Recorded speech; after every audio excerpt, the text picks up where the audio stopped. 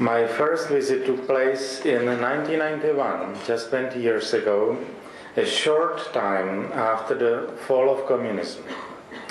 The speeches I gave here at that time were devoted both to our very depressing experience with life under the old regime and to our endeavors, or that were already underway, to make a better future. One point I try to explain then is perhaps worth mentioning. We lost a lot during the communist era, but at least some of us learned something as well.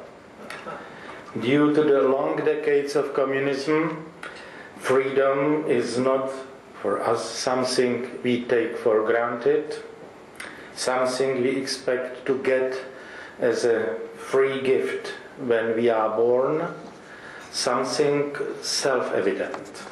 We understood that freedom has to be fought for. My second visit to your country, after 10 years, was in 2001. At that time, I was able to proudly announce that not only communism, but also the process of radical transition from communism to a free society and market economy was already completed. We had become a normal European country which was knocking at the doors of the European Union.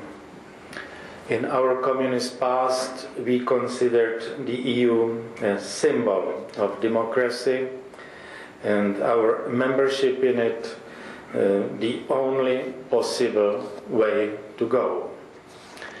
As some of you may know, we became a member country in 2004.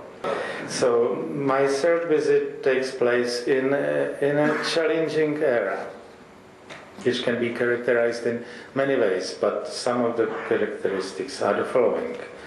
There is as was mentioned here, there is an undeniable crisis of the whole concept of European integration, whose most visible tip of the iceberg is the Eurozone debt crisis. But I stress, tip of the iceberg. The crisis is much, much deeper. Second, especially in Europe, we experience years of a very unimpressive recovery that follows after an unexpectedly deep financial and economic crisis. This crisis was caused by a series of well-understood government failures. It was not a market failure, as it is fashionable to argue these days in leftist circles.